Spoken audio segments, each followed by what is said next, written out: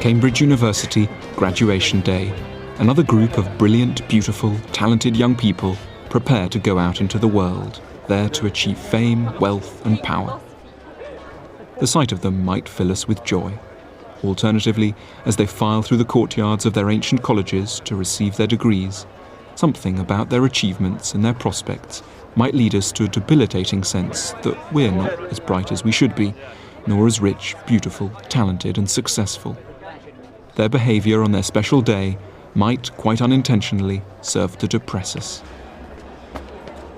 If we're struck by such feelings of inadequacy, there is one philosopher to whom we should turn. His name is Michel De Montaigne. Michel de Montaigne was really the most unusual and lovable of philosophers, and I think for one reason in particular. He seems to understand what makes us feel bad about ourselves, and in his book tries to make us feel better. I think he covers about three main areas of what one could call inadequacy. Firstly, a kind of bodily inadequacy, the sense that we aren't comfortable with our bodies, that we feel awkward about them. Secondly, the inadequacy that we might feel when we feel that others are judging us, that our customs and habits are being disapproved of. And thirdly, intellectual inadequacy, the feeling that we're just not as clever as we should be. And for all these three areas, Montaigne came up with highly practical, simple, and I think very helpful solutions. At the summit of a wooded hill in the heart of rural France, some 30 miles east of Bordeaux, stands a handsome castle with views onto oak forests and hayfields. In the 16th century, it was Michel de Montaigne's home. Montaigne was born in 1533, and from the outside, his class and achievements might seem more likely to intimidate us than rescue us from a sense of inadequacy. He was a nobleman, a lawyer, a friend of the King of France, and twice mayor of Bordeaux. But at the age of 38, Montaigne decided to retire to his castle to spend the rest of his life here, reading, reflecting and writing. At first he didn't know what to write about, but he gradually hit upon a revolutionary idea, to write a big book on a subject he was uniquely placed to understand, himself. He set out to tell us exactly what it was like to be Michel de Montaigne. When one hears that Montaigne lived in a castle like this, and that he was the mayor of Bordeaux for 2 terms, and that he's a philosopher, one might come across certain sort of prejudices. One might imagine the kind of man he was, the kind of things that we'll find in his book. But I think what's remarkable, and for me deeply moving and charming about his work, his most famous work, the Essays, is that actually its contents are nothing like the typical philosophy book. That Montaigne wanted in this book to, as it were, redraw the whole portrait that we have of what human beings are. Most books didn't seem to Montaigne to really reflect human experience. They edited out all sorts of aspects. What Montaigne wanted to do was to bring these aspects back in, which is why he spends an awful lot of time in his work talking about the kinds of things that most philosophy books leave out. For instance, the penis. He tells us that he wants to talk a lot about his penis. He says, "Every one of my members, each as much as another, makes me myself, and none makes me more properly a man than that one. I owe to the public my portrait complete." And it was Montaigne's goal in his essays to insert into our normal conception of what a human being is all these aspects that are actually a part of our reality, but never get mentioned in philosophy books. Montaigne thought we were surrounded by the wrong role models. They don't give space to what most of us are actually like, and this can lead us to self-hatred when we fail to make the grade. Which is why Montaigne spent much time in his book telling us ordinary, everyday things about himself, to encourage us to accept the ordinary in ourselves. It's why he tells us, for example, about his bowel movements, and that he eats so fast he often bites his fingers. Trivia perhaps, but a reminder that there are many humdrum but nevertheless acceptable sides to human nature. As he wrote, "The most terrible and violent of our afflictions is to despise our own beings." Because Montaigne confides in us so much, tells us things we don't normally hear about, like impotence or farting, it's easy to feel him becoming a friend, someone far from the austere, starched image of a philosopher.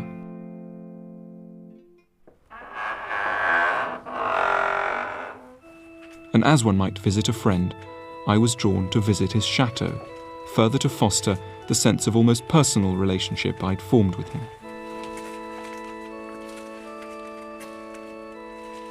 Montaigne worked in a tower at one end of his castle.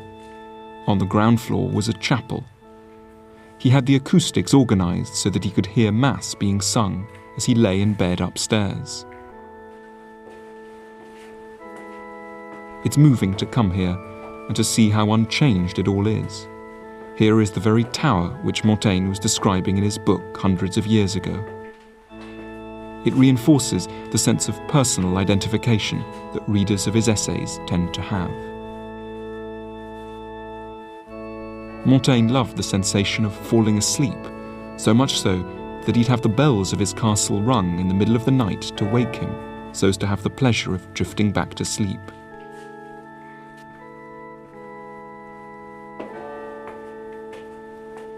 But it was really the top of the tower I'd come to see, for there Montaigne had his study, which he loved and described in detail.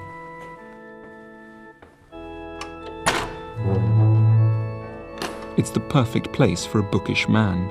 There used to be a collection of 1,000 books arranged in a semicircle around the walls. There was room to pace. The best thoughts came to him that way, he said, and views onto the gardens. But though this might look like a perfect haven for a remote intellectual, Montaigne remained extraordinarily down to earth. Much of what he tells us has an almost homespun quality to it. So if we believe it, it's because we trust Montaigne as a friend, a man with the courage to speak the great truths with simplicity and with honesty. Montaigne was a highly unusual philosopher, and in one respect particularly. Most philosophers up until Montaigne had pointed out that having a mind can lead us to happiness, that it's reason which gives us the best chance of fulfillment. Montaigne turned that equation on its head and built a philosophy out of pointing out the extent to which we have problems precisely because we have reason, because we have minds. And the first problem with having a mind, Montaigne thought, is that it makes for awkward relations with our bodies. Unlike other animals, we're often disgusted by our physical selves. We think we're too fat or gross or uncouth. We develop eating disorders, sexual hang-ups and embarrassments. Montaigne observed many people around him afflicted by physical shame. He knew a man who killed himself after letting out a cacophony of farts at a banquet. He met a woman who was so embarrassed to chew in public that she always ate behind a curtain. And another man he knew ordered that he be buried in his underpants for fear that anyone should ever see his penis. He ought to have remembered to blindfold the undertakers, added Montaigne. Montaigne knew what the problem was. It's because the body is so rarely mentioned in polite company, let alone in philosophy books, that we think of it as embarrassing and shameful.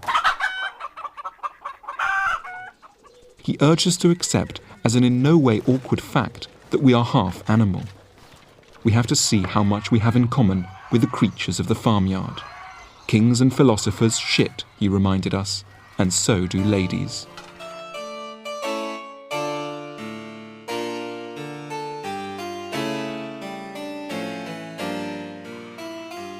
Montaigne's chateau was of course a working farm, so he had plenty of opportunity to look at animals. And Montaigne came away from his observation of animals with an interesting point. He said, they often surpass us in wisdom. He believed that animals are in many ways far cleverer than we are. For example, animals are far more natural with their bodies than we are. They don't have many of the embarrassments, the shynesses, the shames that we have. They have a much more natural relationship. And what's particularly striking is that here, towards the end of the 16th century, is a philosopher who's saying animals are in many ways our equals. And this is an extremely striking thing to say, and I think a very touching thing to say. Montaigne was very endeared by them, placed them at the centre of his philosophy, saw them as exemplars of a kind of wisdom which he believed we should imitate. Montaigne wasn't reminding us of our place in the farmyard to degrade us, rather to help us to grow more acceptable to ourselves. We should accept our bodies with good grace and a touch of humour, as naturally as animals do. It's a simple thought, but there's no reason why things should be complicated in order to be true. And it's only the first of many blunt but helpful truths this most down-to-earth of philosophers has to teach us. Having a big brain isn't just a problem, Montaigne thought, because it leads us to feel ashamed of our bodies. It's also a very big problem because it leads us to feel arrogant, to think that we know what's right, and to impose that vision on other people. Every society has its ideas about what is normal, what it's normal to eat or wear or say. And if you stray from these in some way, you're quickly liable to come up against all sorts of narrow-mindedness and prejudice, to be accused of being weird and made fun of, or worse. Imagine, for example, that your favourite foods don't tend to crop up on the typical British menu. Hello, can I just sit down for a second? Yes. What do you think of eating something a bit sort of different? Like we've got some food from around the world here.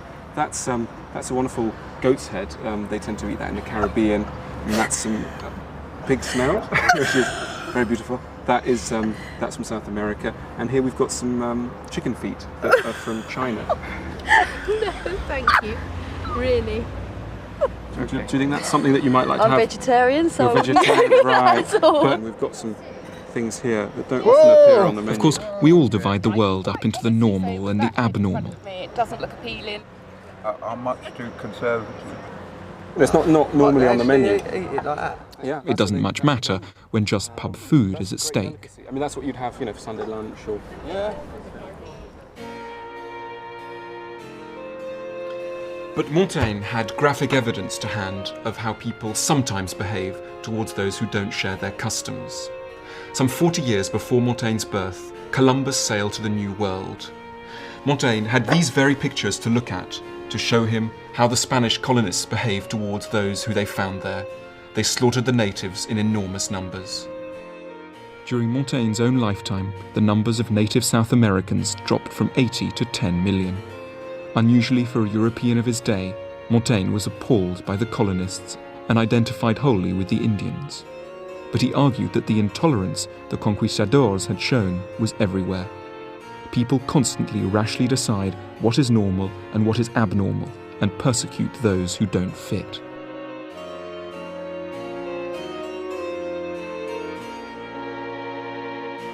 The prejudice the Indians had encountered, we are all liable to face, in far less catastrophic ways, the day we stray from the customs of our own countries. So, what should we do if we encounter the prejudices of others? In a word, go travelling, either in reality or in our minds. We should go out and greet the diversity of the world. Hello. And that way we'll see that what one society judges to be weird, another society might more fairly judge to be normal. ¿Qué tal? Every country has its prejudices, Chora. but travel between countries loosens the grip of any one prejudice.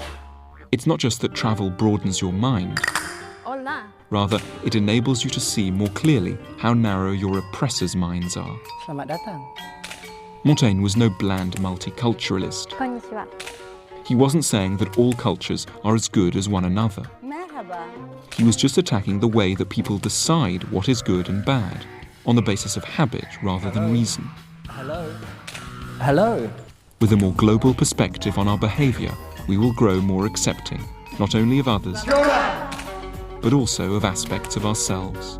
We will gain less constraining identities as citizens of the world.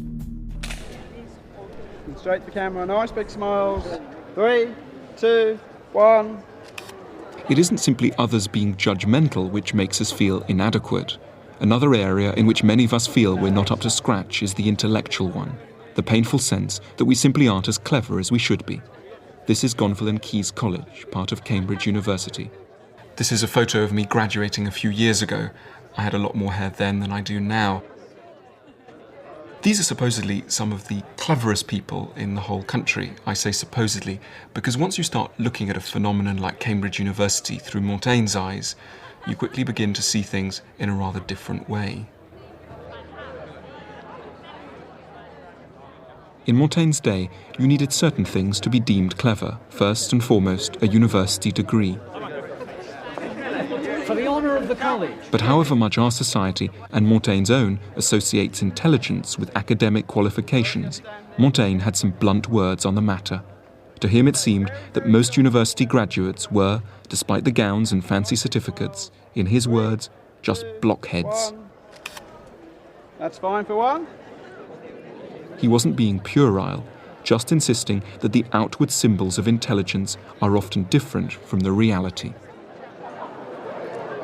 The kind of intelligence that Montaigne was really keen on, he called wisdom. And importantly, he said that one could be wise without ever having gone to a university like this.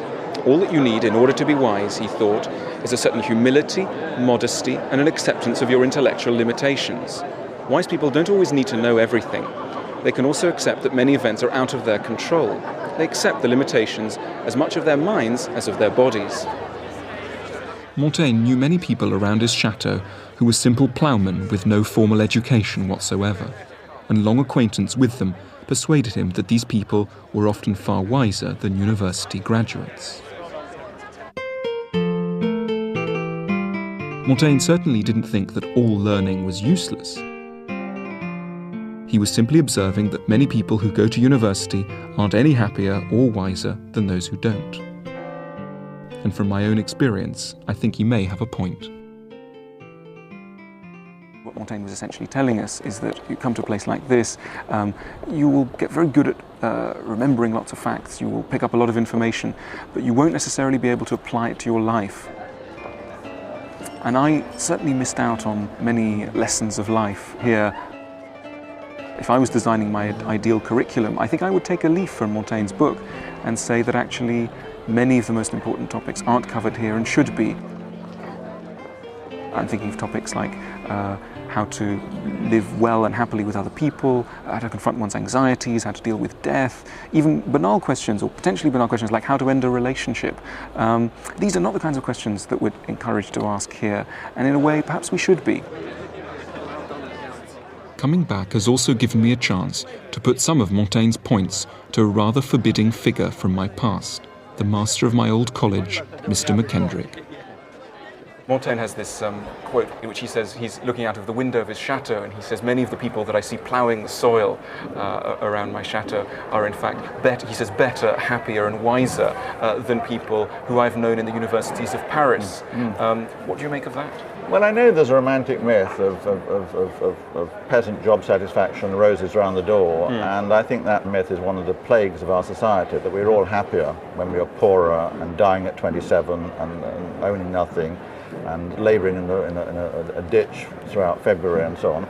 I don't buy that. But how about another aspect of the myth, which is that we might be happier if we had studied less? You're trying to tell me that I'd be happy if I did less of what I do. That's what I do, so I'm extremely sceptical, not to say mocking, of that particular view.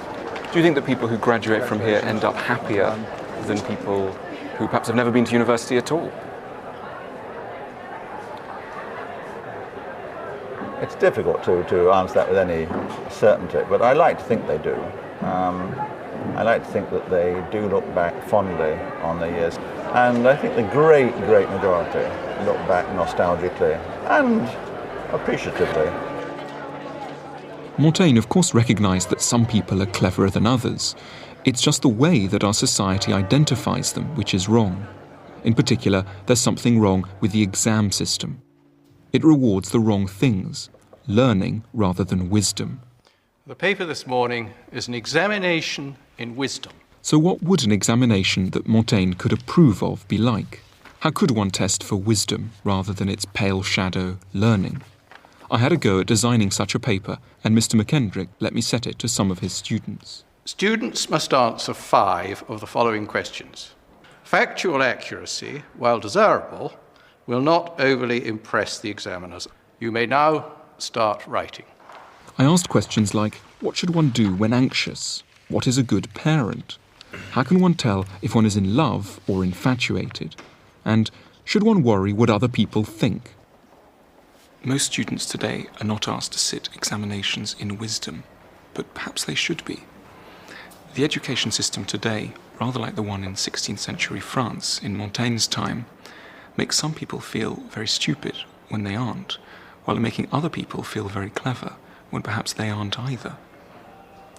Montaigne didn't want to do away with the distinction between intelligence and stupidity. He simply wanted to adjust the way that we made that distinction. It's quite possible to be able to write a very brilliant essay, to remember lots of facts, to present an argument cogently, and not be wise, while at the same time one might lack all of these intellectual disciplines and yet be very wise. A cheering idea we take away from Montaigne is that academic qualifications are not the sole or even the chief determinants of intelligence.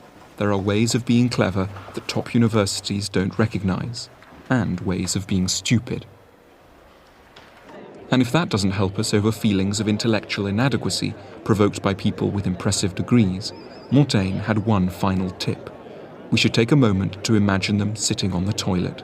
As he noted, even on the highest throne, we are seated still upon our arses. If we take away one lesson from Montaigne, it's about the dangers of being intellectually arrogant. And Montaigne, when he was writing in his study, had one way of trying to keep his own feet on the ground. He had a set of 57 short inscriptions, culled from the classics and the Bible, painted up on the ceiling, so that when he was writing, he could look up and be reminded of some essential truths.